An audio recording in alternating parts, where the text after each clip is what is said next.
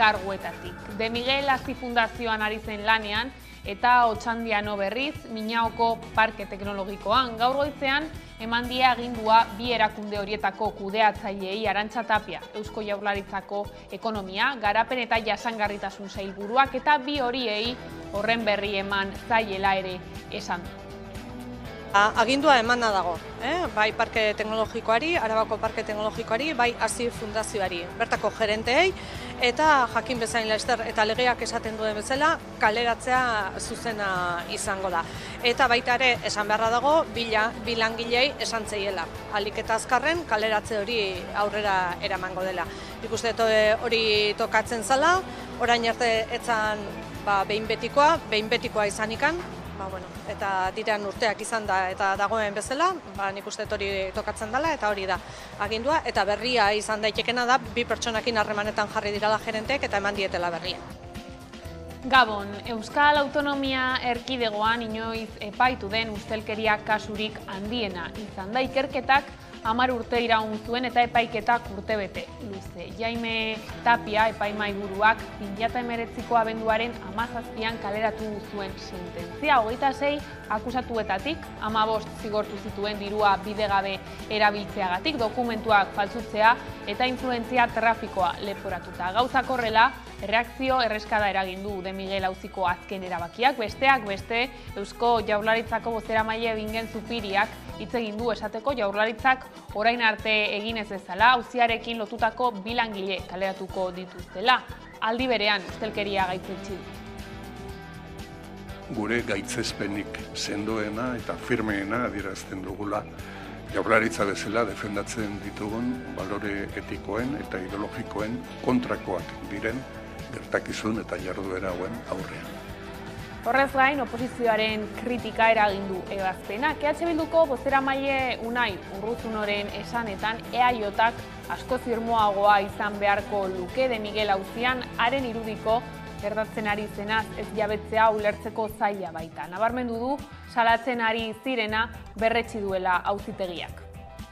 Ez da kasu isolatu bat, ez da sagarrustel bat otarre batean izan. Uste dugu gauzak egiteko, politika ulertzeko modu oso batetaz ari garela, modus operandi oso batetaz ari garela, eta honek uste dugu behar duela PNV-ren aldetik ere salaketa irmo bat, eta orain arte mantendu izan duen epelkerietatik haratago posizionamentu argi bat guzti honekiko. Eta epaiez, 3 urteko zigorra ezarri diote Iruñeko talde bortxaketako biktimaren datuak zabaldu zituen kazetariari. Besteak beste, biktimaren izen-abizenak, non zenbakia eta etxeko helbidea argitaratu ziren La Tribuna de Cartagena hedabide digitalean.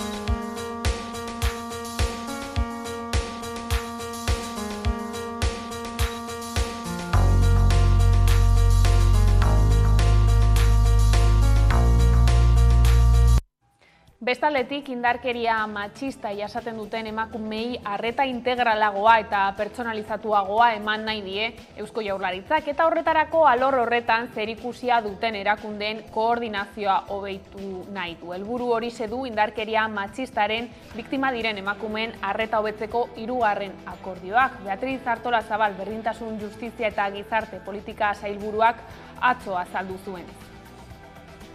Akordioaren helburua da tratu txarren eta sexu erasoen biktimen arretan inplikatuta dauden erakundeen arteko koordinazioa areagotzea.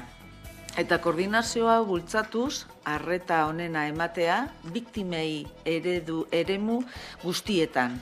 Osasun arloan, segurtasunean, eremu judizial, sozialean eta bar. Hotza gogortu egingo da asteazken gauean Araban eta segurtasun sailak abisu horia aktibatu du lurralde horretarako zenbait tokitan izotza eta behe-lainoa egon daitezkelako. Abisu horia gaur gauerdian aktibatuko da eta osteguneko 10 arte egongo da indarrean. Josu Erkorekak zuzendutako sailak ohar batean jakinarazi duenez.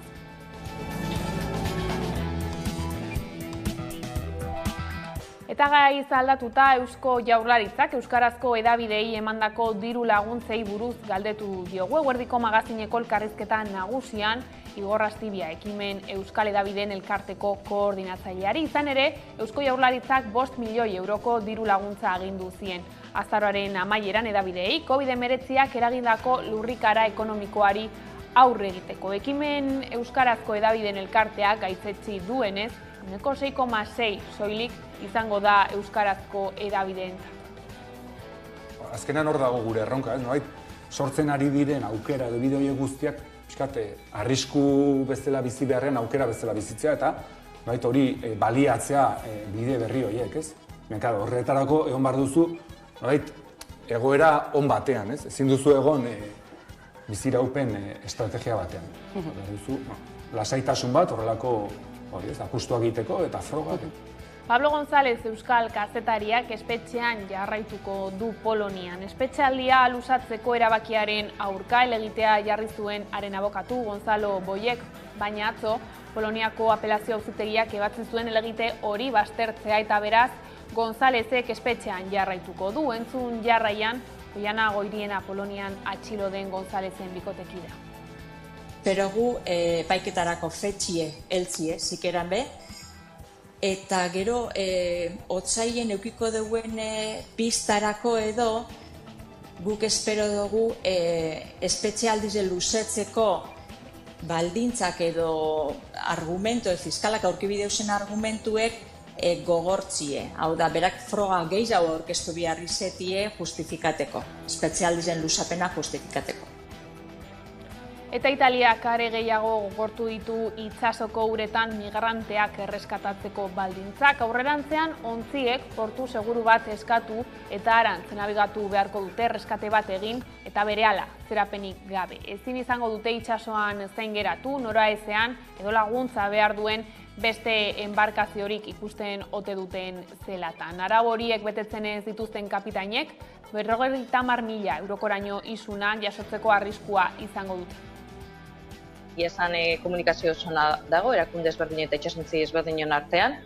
Denon buruan dago ateratzea eta erreskate lanetan jarraitzea, eta hori da gure asmoa bai.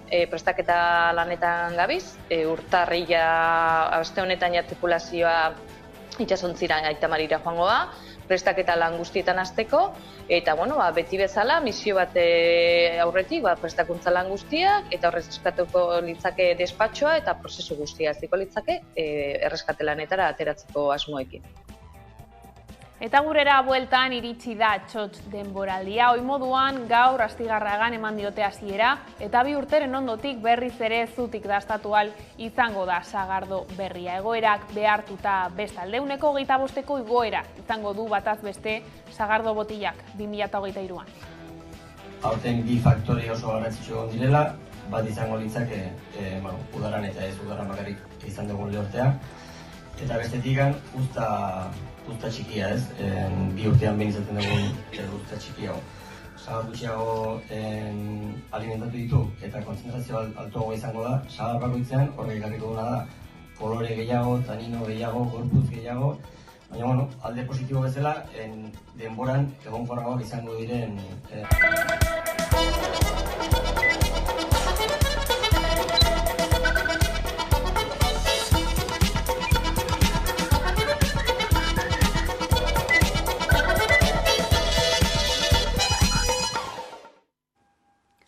Jaurlaritzak iragarri du De Miguel auziarekin lotutako 2 langile kaleratuko dituztela. Horrez gain, Bingen Zupiria Lakuako bozeramaileak De Miguel auzian frogatutako ustelkeria gaitzetsi du eta EH Bilduk EAJari eskatu dio auziari dagokionez askoz irmoago aritzeko.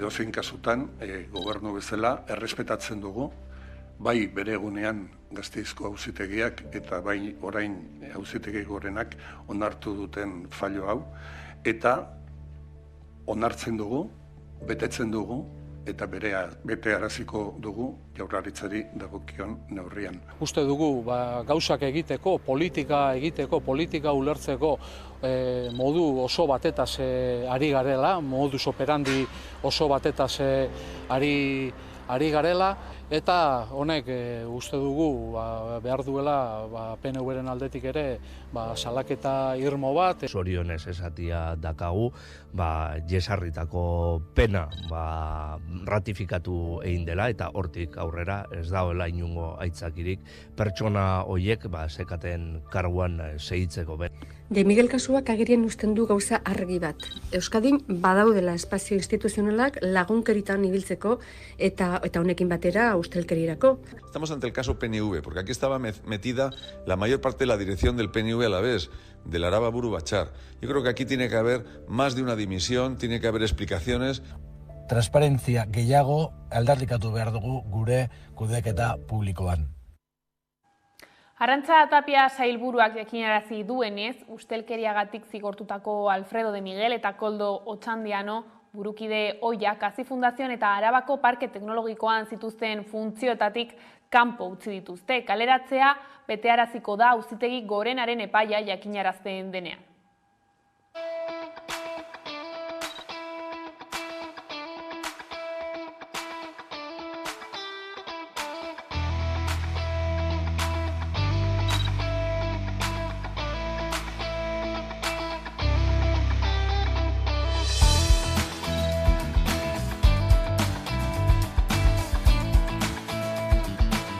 Agindua emana dago, bai Parke Teknologikoari, Arabako Parke Teknologikoari, bai Hazi Fundazioari, bertako gerenteei, eta jakin bezain laster eta legeak esaten duen bezala, kaleratzea zuzena izango da.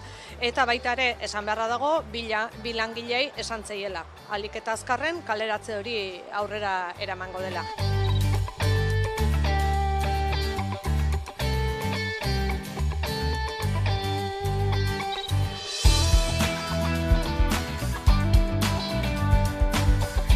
Jaurlaritzari dagokionez esan dezakegu puntu honetan, arlo honetan behintzat portaera impekablea izan duela. Alde batetik, Ertzaintzaren ikuspuntutik egin beharrekoa egin zelako hasierako ikerketetan eta geroztik epailearen babespean eta fiskaltzaren bultzadarekin egin beharreko ikerketak egin ziren momentuan, ezta? Geroztik gaia auziperatuta egon zenean, Eusko Jaurlaritza personatuta egon delako momentu oro prozesu horretan, eta argi eta garbi izan zuelako egiaztatzen bazen Eusko Jaurlaritzaren ondeariari eragindako kalterik bazegoen, azken euroaren sentimoa ere eskatuko zela eta hori exigituko zela hori itzultzea eta bere lekuan kokatzea. Eta bestaldetik aipatu dugu ere, Pablo González kazetariak preso jarraituko du Poloniako auzitegiak haren helegitea baztertu ostean. Otsailaren 28an urtebete beteko da Polonian preso hartu zutenetik. Oiana Goiriena kazetariaren bikotekidearekin izan gara hemendik aurrerakoak zeintzuk izan daitezkeen aztertzen, entzun dezagun. Zer ari zen aztertzen zehazki Poloniako auzitegia? Abokatuek aurkeztu bezen helegitiek behin-behineko espezialire luzetutik erabakizen kontra. Eta hori da ebatzi bibana epaitegizek. Espero zenuten horrelako ebazpena? Bai. Guzakin gendun zetza etorko zala. Ze, esan duten modun, 3. pasabideu tramite hau, eta horrekutan bezetza jauza gendun, epaitegize bardine da, eta, emaitza bardine izen da. Ebazpen honen ondotik, esan dugu, otsailaren 23 arte egongo dela behin-behineko espezialdi horretan inkomunikatuta, orain arte frogarik ez da aurkeztu, haren aurka, iaia urte bat emango du, horixe argi dago, eta hemendik aurrera ez, 3. aldiz espezialdi hori luzatuta, espezialdi hori horren luzapen amaitzen denean, otsailaren 23an, hemendik aurrera, zer dator? Edo zer etorri daiteke?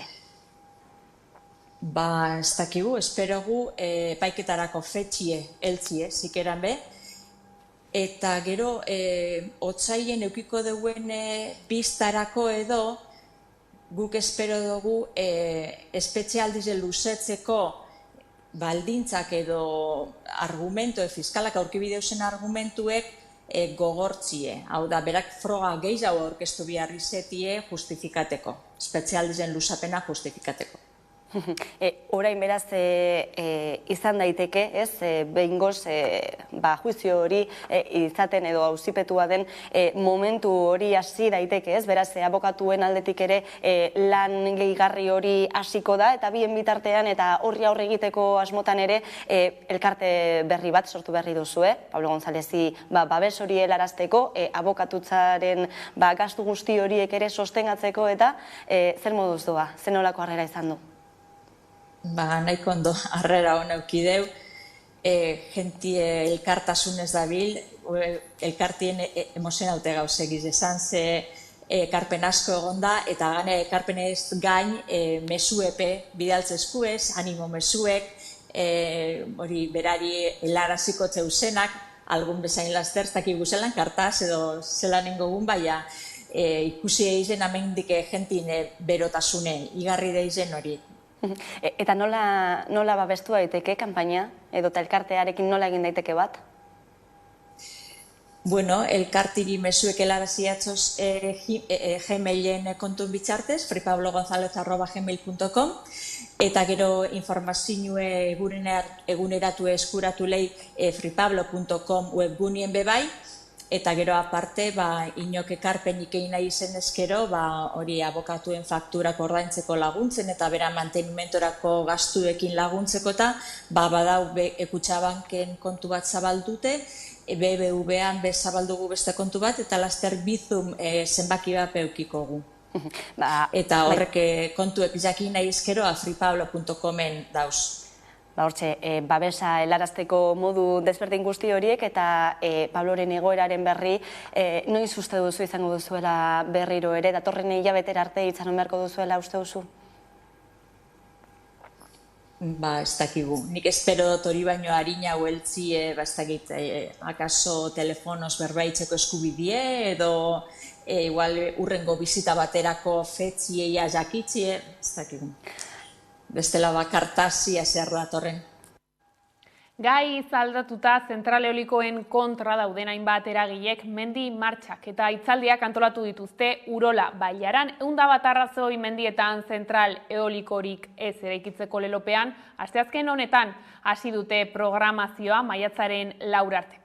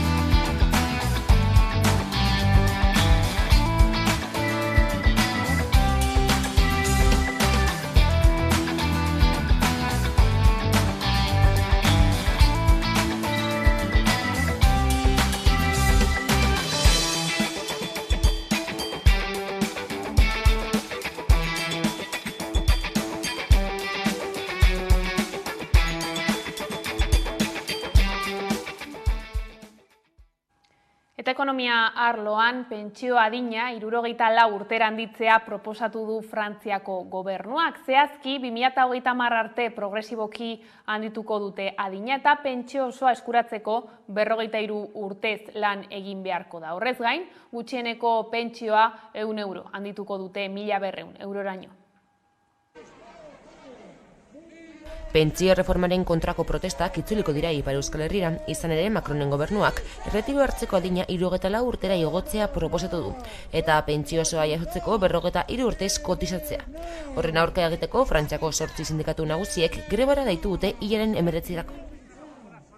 Elisabeth Borne ministroak aurkeztu zuen proiektuak langileei kalte egiten dietela uste dute lanuzteren editzaileek. Nous l'avons dit, nous voulons préserver notre système de retraite par répartition. C'est-à-dire un système où ceux qui travaillent financent les pensions des retraités. C'est pour le préserver que des majorités de droite comme de gauche ont mené des réformes ces dernières années. Et c'est pour le préserver que nous devons le faire évoluer. Hala, jakitera mandute mobilizazio iraunkorrak egingo dituztela. Protestak lurralde osoan egingo direla iragarri dute Frantziako sindikatutako ordezkariek. Horrela pentsatzekoa da Ipar Euskal Herrian ere egingo direla eta han izango dela lab. Sindikatuek ez ezik alderdiek ere mobilizazioak aurreikusita dituzte Parisko gobernuaren pentsio erreformen aurkako posizioa erakusteko. Bien bitartean eskuina gustura saldu da uste baitu Frantziako gobernuak haien eskaerak erantzun dituela. Beste alderdiak aurka daudenez haien botoa beharrezkoa da erreformak aurrera egin dezan. Petronorreko langile batzordeak mobilizazio egutegi berria abiatu du 2019an iraungitako lan hitzarmenaren negoziazioan presioa egiteko. Hasteko 3 orduko lanuztea egin dute gaur eta langile batzordeak positiboki baloratu du mobilizazioa. Petronorreko langile batzordeak mobilizazio egutegi berria abiatu du 2019an iraungitako lan hitzarmenaren negoziazioan eragiteko. Ez dugu lortzen akordorik entrepresarekin, dute hitz egiten nahi gurekin, biltzen gara, baina ez.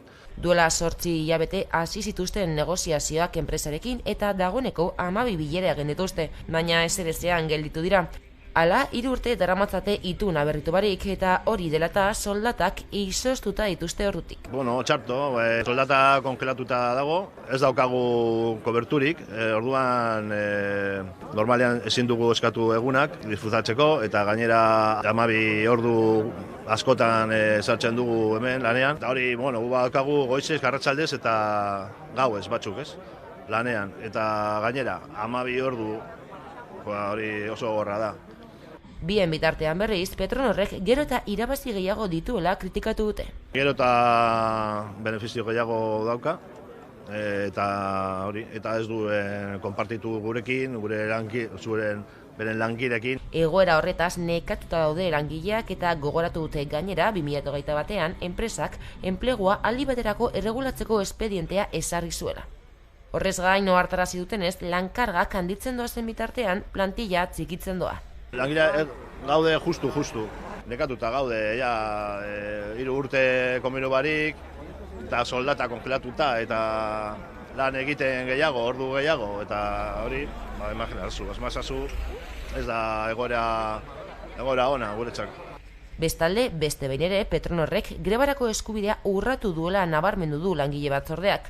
Txandaka jarruten dute eta lanuztea egiten den tartean, lan egitea egokitzen zaien behargien 185 ezin du greba egin. Eta hitzarmenez, 19 greba egunen ostean, akordiora iritsi dira Gipuzkoako arropa dendetako langileak eta patronala. Gaur sinatu dute hitzarmena arratsaldeko ordu bietan eta 2010-tik 2025erako indarraldia izango du.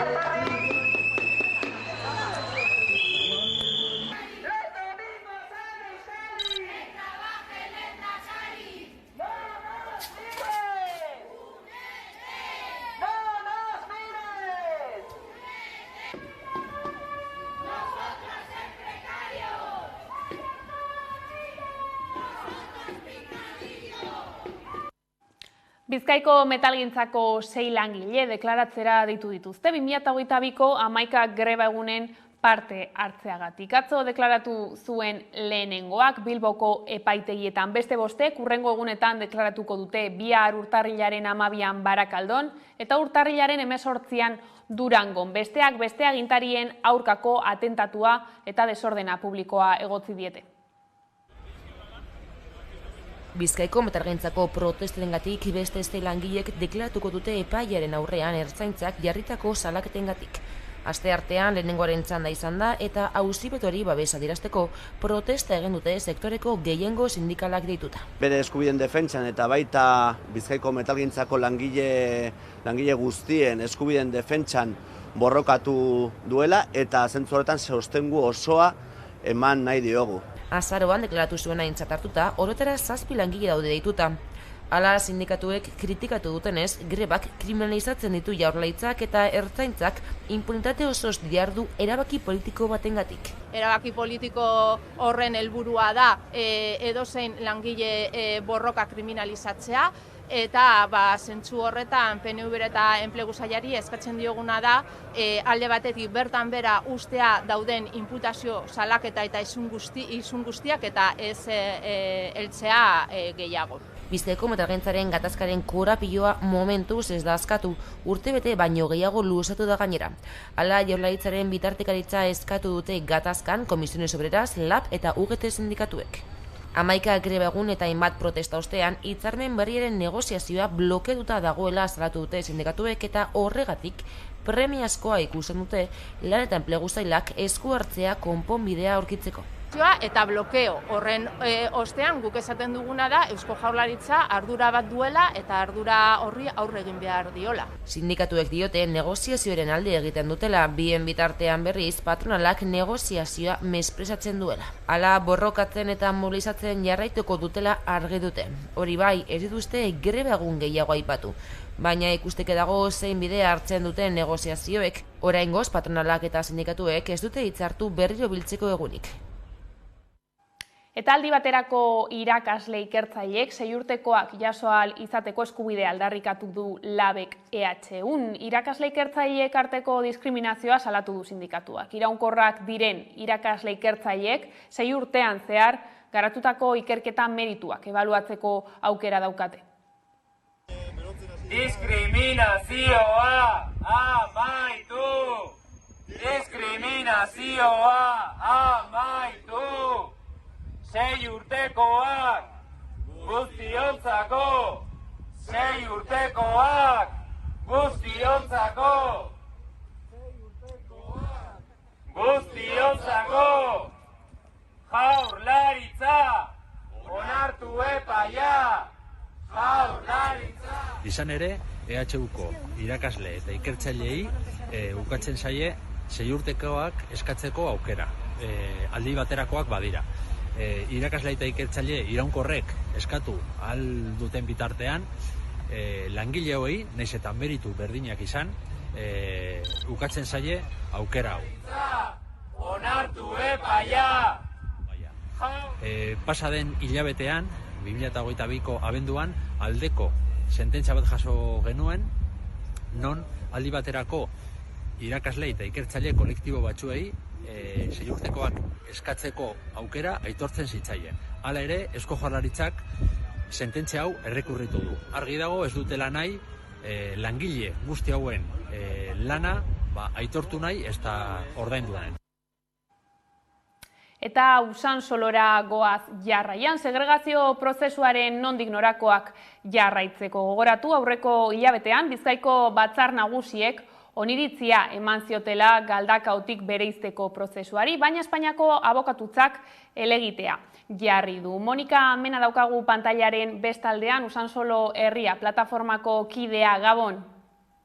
Gabon. Bueno, azken berria izan da Usansolo udalerri izateko elegitea jarri duela Espainiako abokatutzak. Zer suposatzen du horrek? Bai, hala da, amaitu genuen urtea berri horregaz. Horrek suposatzen dauena da denbora gehiago luzatzea atzera bueltarik ez dekon egoera bat, ez? Hau da, argi dago Usansolo Bizkaiko 113. udalerria dela, bagara azaroaren 23-tik eta epaile bate kontrakoa esan arte, momentu honetan gu bagara Bizkaiko 113. udalerria. Zer suposatzen dau?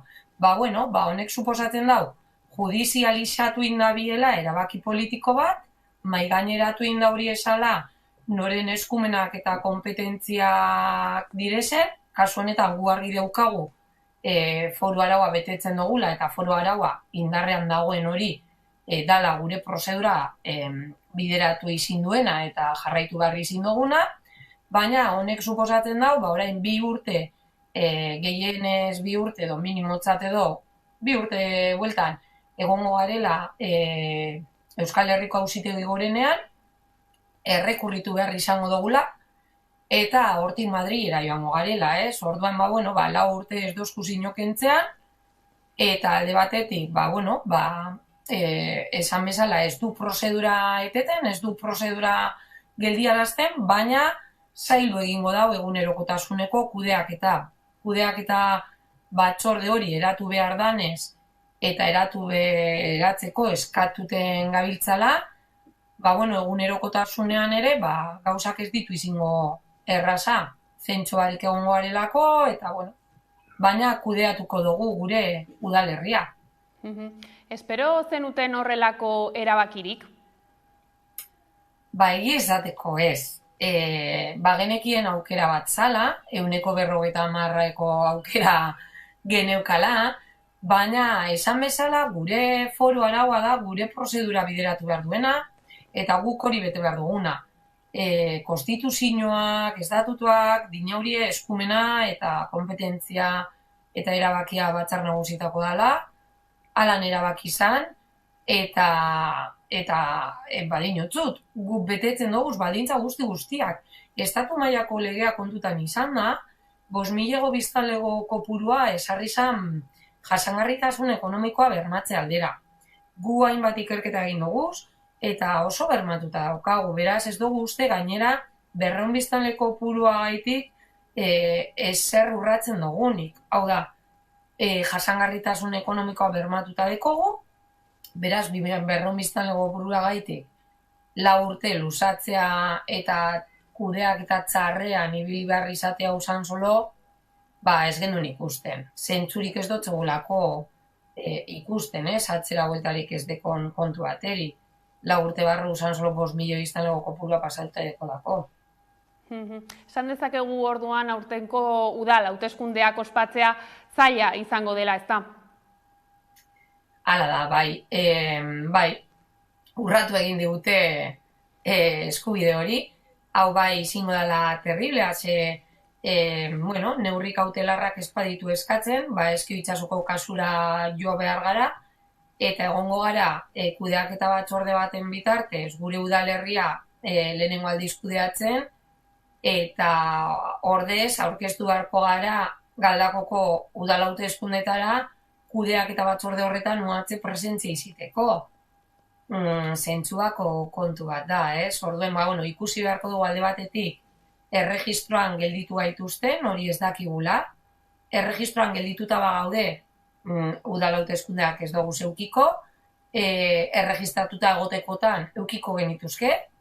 Orduen, hor dago zalantza, baina, normalean estrategia izaten da elegitea erregistroan geldiarazte fase horregaz batera. Orduen, hori da espero duguna, eta gauzak zaildu egiten dozkuz, baina badaki udalerria garela, eta lorpen hori atzeratuko dela eskubide guztiekaz, eta kudeatu behar bezala, eta gure udaletzea eukiteko, baina helduko da egun hori be.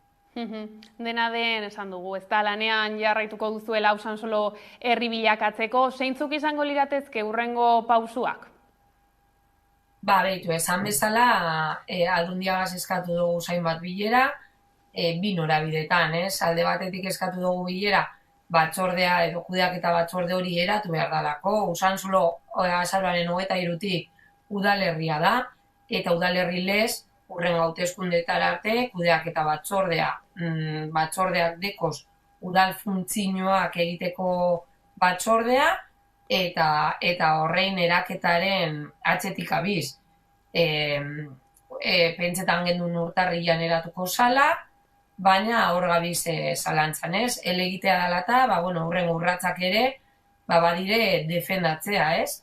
Alderdi politiko guztiei eskatuko dotzegu azaroan hartutako konpromesu hori, foru araua defendatzearena euren kompetentzia eta euren erantzunkizuna dela defendatzea modu bateratu baten, bai epaitegietan eta aldi berean eskatuko dotzegu bai Madrilen salbuespentso bat sartzea 5.000 biztanlego artikulu horretarako, ez? Horrek direz gure hurrengo urratsak, kudeaketa batzorden lehenbaileen eratzea gure udalerria kudeatzeko eta alderdi konpromesua eskatzea. Urratz horiek guztiak gertutik jarraituko ditugu orduan. Monika Mena, mila esker gurekin egoteagatik. Zuoi, eskerrik asko, Gabon. Eta aurrera jarraituko dugu albistegiarekin, izan ere Italiak are gehiago gogortu ditu itsasoko uretan migranteak erreskatatzeko baldintzak, isunak eta ontzien konfiskatzeak aurreikusi ditu arauak errespetatzen ez dituzten erakundeentzat. Izaskun Arriaranek azaldu duenez gaurkoan gurean ontziratzeko eta porturatzeko agindua dute esaterako. Entzun. Eskate bat egin eta portura joan beharra daukauela. Zoi moduen eta azkenengo erreskateaz gogoratzen mazare, misio baten barruan lau erreskate egin genituen, ez? Eta gure itxasuntziak ez dauka txikia da, ez dauka kapazidade asko, 150 pertsona bakarrik, baina beste untziak handiak 400 edo 500 pertsona eraman ditzazke. Orduan zoi pentsa erreskate batein eta 100 pertsona hartu eta portura joan beharra, ez? Horik bazkenien erakunde ezberdinendako denbora galtze eta diru galtze handia da, ez? Eta horrez gain, egoera zail baten aurrean jartzen gaitu zue pentsa portura buelta soia zen bidai horretan itsasontzi bat arriskuan, erountzi bat arriskuan bilatzen gauela, ez? Eta zein egoera horretan ze erabaki hartu, ez? Beharra esan beharko litzake, ez, arreta hori eman jende horrei, ez? Hori esaten bai du uretako lege internazionalak, ez? Baina gero ikusten zue, hor daukauela Italia horren kontra, ez? Hori bakarrik ez, horri guztiari gehitzen zaio gainera, esaten dutelako, ez? Ontziratu eta porturatu, baina porturatzeko ere zenolako arriskuak eta zenolako oztopoak dauden oraindik ere eta are gehiago, ez? Bai, oinarte ikusi duzue luzatzen jondela, aurrekoan gu ere 9 egun egon ginen, beste dekretu hori esan zutenien, porturatze selektiboa izan berzela, eta bestea itsasontzi batzuk 14 eta 15 egun egon ziren, zui pentsa 400 pertsona itsasontzi batekin gu egon ginen 9 egun, 100 pikukin, eta oso gogorra esan, konbibentzia, eta ez genuen eguraldi oso txarra izan, egia esan behar da, baina pentsa guzti hori zailtzen dela, ez? Jende asko eguraldi txarra, itsaso txarra, eta portu bat ematerakoan ez eman gertuen dagoen portua, baizik eta 4 edo 3 egun nabigatzen joan behar eman dizuten portu horretara heltzeko. Eta hori da beste neurri bat hartzen ari diezena hori. Eta araudi hau, ez, kontuan izan da, araudia ez baldin bada batetzen, zenolako izunak edo zenolako ondorioak jartzen dituzten mai gainean? Isun ekonomikotik, gero kapitainak izan ditzakeen arazoetara, ez? Eta horrek ekartzen dauena, gero isun ekonomikoa, kapitaina eta itsasontziaren blokeoa izango litzazke. Eta, behiratu beharra dau, ze ondorio izan ditzakeen, eta ze jarrera hartu behar gauen eszenario ezberdinen aurrean, ikusten duzu moduen ez da arazo bakarra baitzik eta zenbait, eta oso ondo aztertu beharra dau hori atera baino lehen hau. Testuinguru guzti hau mahai gainean izan da, zer egingo duzu, Aita Maritik eta beste erreskate ontziekin batera, ez dakit suposatzen dugu hitz egiten ariko zaretela, ez, egoera honen aurrean zer egin, ez dakit zerbait dagoeneko argi duzuen? Argien daukauena da, danok elkarlanean gauzela, egia esan komunikazio osona dago, erakunde ezberdin eta itsasontzi ezberdinen artean, denon buruan dago ateratzea eta erreskate lanetan jarraitzea, eta hori da gure asmoa bai. Prestaketa lanetan gabiz, urtarrila aste honetan tripulazioa itsasontzira Aita Marira joango da, prestaketa lan guztietan hasteko, eta beti bezala misio bat aurretik prestakuntza lan guztiak, eta erreskatuko litzake despatxoa eta prozesu guztia hasiko litzake erreskate lanetara ateratzeko asmoekin. Urtarrilan bertan izango da hori? Saiatuko garen. Eta eskaera horre egingo da. Gero eskaeraren ondoren datorren bide zail eta luze guzti hori ezagutzen dugu, bakizu ze gertatu zen abenduan, eta ia zer gertatzen den oraingoan. Izan ere, eta aipatu barra dago, naiz eta dekretu guzti hauek, ara guzti hauek mahai gainean jartzen dituzten, indarrean jartzen dituzten, Aita Mari eta bestelako erreskate ontzik egiten duzuen lana, balioan jartzeko modukoa ere badelako, ez? Utsude bat betetzen ari zaretelako. Hori da, ez? Beti guk esaten gau hori Europan, ez? Etzan leikegu Europa, ez dugu jarriko herrialde Espainiaro, Frantziaro, Italia. Europan beharra izan beharko litzake, ez? Eta beraiek lan hori egin beharrean errekurtsoa, dirua eta lana jartzen dute mugak zorrosten. Eta jente honei lasai eta beraien eskubideak errespetatuz libre bidaiatzeko eskubide hori zailtzen, ez? Eta hori da benetan tristea, ez? Guk egin beharra, beraiek egin beharreko lan guzti hori, eta beraien esfortzua kontrako bide horretara eramatea, ez? Eta hori da salatu behar dauena, eta nik uste dut herri guztia jakin behar dauena, eta zuzendu beharreko zerbait, ez? Europari eskartu beharko geniokena. Azken galdera bat ere Izaskun, ez dakit baita ere horrelako, Italiak hartutako horrelako neurrien aurrean, ez, argi eta garbi giza eskubideen aurkakoak direnak, legalki zerbait egin daitekeen eta horretan ere pentsatzen ari zareten? Bueno, legalki ez dago errespetatzen, egin ditugun misio guzti honetan. Horretan sartzea benetan zaila da, berez legalki sartu beharko ginake, helduko balitze arazo bat oso zuzenki gure gana datorrena, ez? Bestela salaketak egiten ari gara lehengo misiotik. Baina ikusten duzuen moduen, ez diez oso eraginkorrak. Blokeo bat etorriko balitz, horre saiatu beharko litzake, ez? Aurrera segitzeko bide horretan. Baina azkenien Europaren kontra joate guzti honekin, ez da, ez? Gu garen neurritik oso eraginkorra izango, baina hor jarraituko, esate dut zuten betezela. Borrokatzen, salatzen eta prestaketa lanetan, eta ikusi behar pixka nola doiezen, ez, gertaera guztiak nola doiezen. Gaiz aldatuta, Igor Astibia ekimeneko koordinatzailea elkarrizketatu dugu Hamaika Telebistan. Eusko Jaurlaritzak euskarazko hedabideetara bideratzen dituen bideialdiak izan ditu hizpide, horietako bat duela urte askotatik martxan dagoena da, eta bestea pandemiaren ondorioei aurre egiten laguntzeko banatutako 6 milioi euroko partida. Astibiak adierazi du 6 milioi euro horiek era desorekatuan eta desegokian banatu direla. Euskarazko hedabideek 6 milioi horietatik milioi erdi soilik jaso dutelako.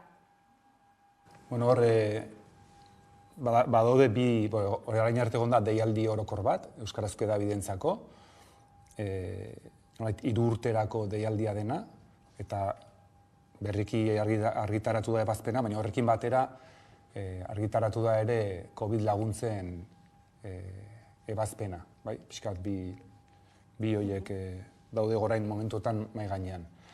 Lehenengoari dagokionez, 6 milioi banatu dira, eta gure ustez era oso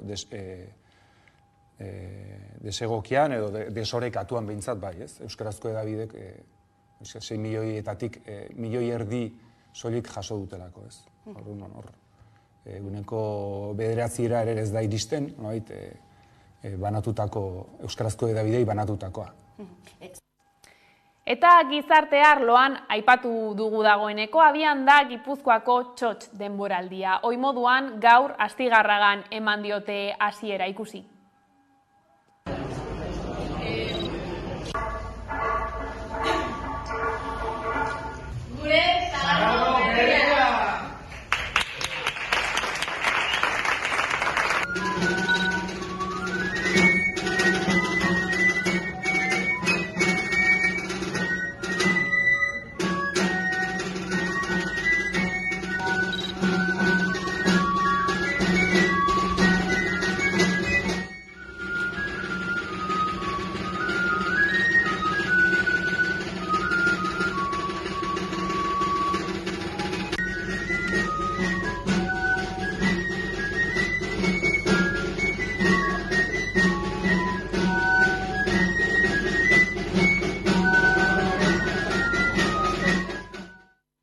Aldiz, biharko egunarekin ekingo zaio sagardo denboraldiari Araban, eta Paul Urquijo film zuzendariak emango dio hasiera Trebiñuko sagardotegian.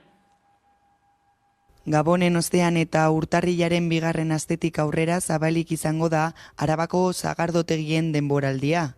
2023an Arabako 3 sagardotegi nagusiek, hau da, Aramaioko Iturrieta sagardotegiak, Azkartzako Trebinu sagardotegiak eta Kuartango sagardotegiak 60.000 litro sagardo eta sagar zuku inguru ekoitzi dituzte. Zagarra iraietik urrira bitartean bildu ohi da, baina aurten lehortearen eraginez bilketa aurreratu behar izan dute. Aurreko urtean baino 95.000 litro gutxiago bildu dituzte. Hala ere, zagardogile arabarrek nabarmendu dute aurtengo zagarren kalitatea.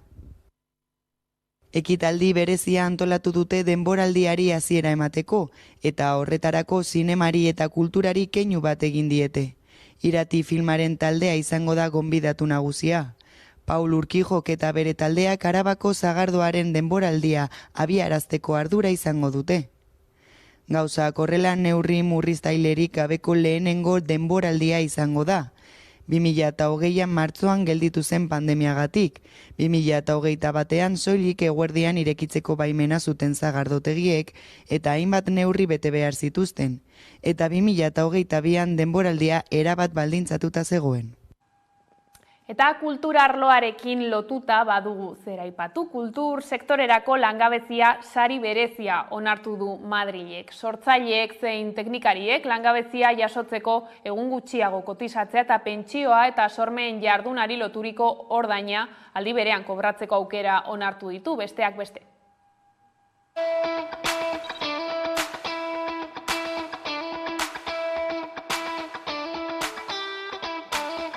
Es un día muy especial. Hay muy pocos países que cuenten con esta protección y España ahora mismo da un paso adelante.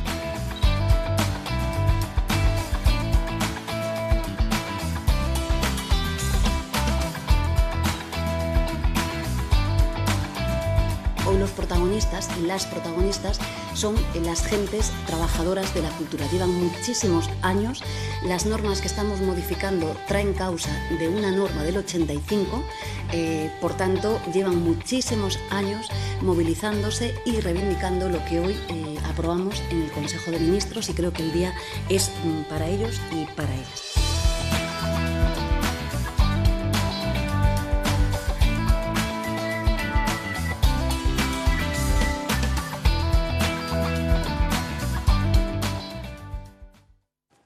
Nafarroara salto, Etxarriko sarek eta herriko presoen senide eta lagunek antolatzen duten zama doinu zarindu jaialdiak 8 urte beteko ditu datorren asteburuan. Espetxe politikak sortzen duen sufrimendu eta zama guztia musika bidez arintzeko helburuarekin sortua, ospeta izen handiko musikariak, taldeak eta artistak pasa dira bertatik. Igande honetan, urtarrilaren 15ean da hitzordua Etxarri Aranatzen. 8. urtez jarraian ospatuko da zama doinu zarindu jaialdia Etxarrin. Urteetako gatazkak preso eta senidengan utzitako eta oraindik gainean duten zama doinu zarintzeko ariketa finean. Entol Sarmientoko Inigo, Nogens, Thatchers, Kerobia, Olaia Inziarte, Jon Maia, Lorelei eta Kalakan taldeek osatzen dute aurtengo kartela. Urtarriak 15ean, igandea Etxarri Aranatzeko kulturretxean 2 sesio egonen dira, lehenbizikoa arratsaldeko 5etan eta bigarrena 7:00 Berriz ere, Euskal Herriko hainbat abeslarik bere ekarpena egingo diote zama doinu zarindu jaialdiari, eta gurean izango dira, gurekin batera doinuz aldarrikatzen eta doinuz esanaz salbuespen neurriekin amaitu behar dugula, eta presoen etxeratze prozesu hori lehenbailen azken bururaino eraman. Dagoeneko Euskal Herrian urte hasierako ekimen erreferentzial bihurtu da Etxarriko sarek eta senide eta lagunek antolatzen duten elkartasun jaialdia. 7 urte hauetan 56 abeslari pasa baitira Etxarriko agertokitik. Izan ere, 2500 biztanleko herri txikian datu adierazgarria bada azkeneko 57 urteetan 15 hilabete soilik egon dela herria preso edo ieslaririk gabe. Gatazkak herria gordin jo duenaren seinale, egun ere oraindik 4 preso ditu Etxarriko herriak. Beraz, urte bat gehiago zama doinu zarintzeko beharrean. Sarrerak 15 eurotan eskuratzeko aukera da Zapatero edo Lekuona tabernetan herrian bertan edota internet bitartez Txarriko udaletxeko webgunean. Eta Arabara Salto Vital Fundazioak ezoiko erakusketa aurkeztu du oraingoan, Negu marraztua du izena eta gidatutako ibilbidea jarduera ezberdinez eta ilustrazioz osatuta dago ikusi. Vital Fundazioak ezoiko erakusketa aurkeztu du urte berriaren hasierarako. Negu marraztua 7 gunek osatzen dute eta neguarekin loturaztua dute guztiek. Gainera, ibilbide gidatua da eta esploratzaile batek egingo du. Ordu bete inguruko bizita honetan modu ludikoan erronka edo jolas txikien bidez urtaroaren zehetasunak ikasiko dituzte bizitariek. Neguari buruzko partaidetza gune bat sortu dute familientzat eta lehen hezkuntzako ikasleentzat. Ibilbidea jardueraz eta ilustrazioaz osatuta dago eta neguarekin zerikusia duten hainbat gai biltzen ditu. Izan ere, urtaroak bata bestearen atzetik nola igarotzen diren ikusteko aukera eskaintzen du erakusketak, eta horrekin batera, zer gertatzen den basoetan neguan mitologiako baso zorgindua, neguko baratzea, merkatua eta sasoiko elikadura, gertuko ez diren elikagaien bidea, neguan ospatzen diren jaiak edo jantziak, eta etxean hotzetik babesteko moduak. Se pretende estimular el aprendizaje en torno al invierno, pero también hacerlo de una forma lúdica, en la que tendrán cabida pequeños retos o juegos, un espacio pensado para las y los más pequeños de la casa, donde aprender y disfrutar. Negu marraztua ikusentzunezko animazioan, musika konposizioan eta beste sektore batzuetan aritzen diren 15 pertsonak landu dute. Gorka Otsoa de Alda espazio iragankorren eta museoen diseinatzaileak eta ilustratzaileak koordinatu du. Bizitak goizez edo arratsaldez egin daitezke asteartetik larun batera. Vital Fundazioak lurraldeko ikastetzeentzako bizitak ere eskainiko ditu 27 arte eta 25 pertsoneko taldeetan egingo dira. Gasteizko Txosnek banda lehiaketaren edizio berrian izen emateko epea zabaldu dute. Nerea Garziak azalduko digu. 2 urteren ondoren 2022an Txosnak Arabako Unibertsitate kampusera bueltatu ziren. Gasteizko Txosnak urrengo jaietara begira egitasmo berriak prestatzen hasi dira. Eta horien artean bueltan da banda lehiaketaren edizio berria. Aste honetan lehenengo agerraldia egin dute ekimen hau aurkezteko. Banda lehiaketaren helburu nagusia da ez ezagunak diren taldeei agertokira igotzeko aukera ematea. Hori dela eta lehiaketa honetan edonork parte hartu dezake. Horretarako izena eman behar du webgunean. Martxoaren 2 arte epea zabalik izango da. Entramos en el nuevo año, 2023, con la idea de volver a ofrecer un espacio alternativo, creativo, festivo y político desde el movimiento popular gasteiztarro. Una vez más, el objetivo, entre otros, será el de dar una opción encima del escenario a grupos no tan conocidos. Talde bakoitzak gutxienez 3 abesti eta gehienez 5 igo behar dituzte, eta derrigorrez horietako bat euskaraz izan behar da. Horrez gain, argazkiak, bideoklipap edota sare sozialak elkarbanatzeko aukera izango dute. Lehenengo prozesu honen ondoren 8 talde zailkatuko dira, eta martxoaren 9tik 19ra bozketa fasea irekiko da. Eta bozketa horretatik 4 talde aterako dira. Horiek lehiatuko dira martxoaren 30ean Jimmy Jazzen antolatu den finalean. Horietako bat publikoak aukeratuko du, beste 3 Gasteizko Txosnen epaimaiak. Eta finalisten artean gutxienez bat Arabakoa izan behar da, eta batek gutxienez emakumeen presentzia izan behar du. Eta zineman, The Fabelmans Steven Spielbergen lan autobiografikoak 2 sari jaso ditu, pelikula dramatiko onenena eta zuzendaritza onenarena. Martin Maldonagenak berriz 3 sari irabazi ditu Urrezko Globoetan ikusi. To tell a story which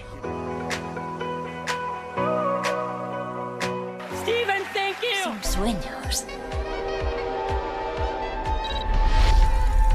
que jamás olvidas.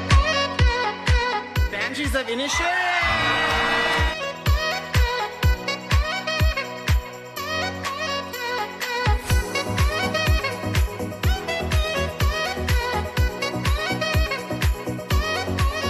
Por su amabilidad en el siglo XVII. ¿Quién? Absolutamente a nadie. Pero todos recordamos la música de la época.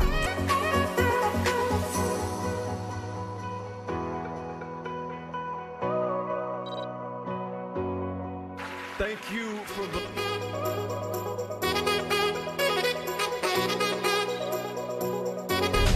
¿Cuántos juicios detuviste? Ninguno. El 90% de los funcionarios de la justicia. Miedo de las cosas que no conocen. No lo entiendo.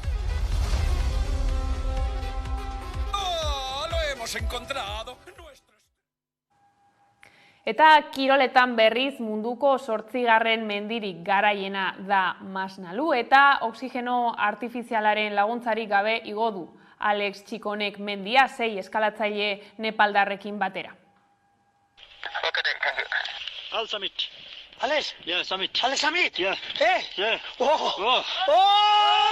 ¡Mira! ¡Cumbre!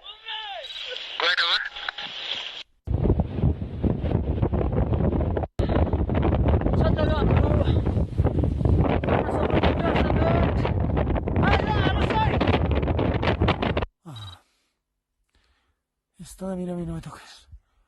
Ay, con botera el cerro. Venga, chapelón. Venga.